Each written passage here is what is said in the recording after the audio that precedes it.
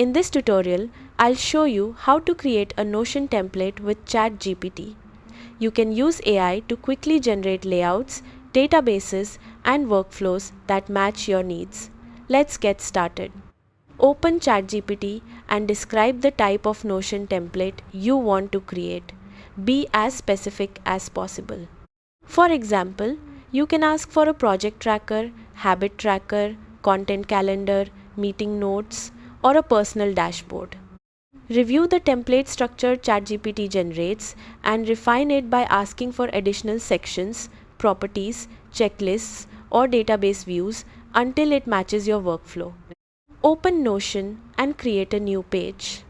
Build the template using the structure provided by ChatGPT, adding databases, properties, headings, and other blocks as needed. Once your template is complete, customize it with icons, cover images, colors, and linked pages. Test it by creating a few sample entries and make any adjustments before using it regularly. That's how to create a Notion template with ChatGPT. Thanks for watching.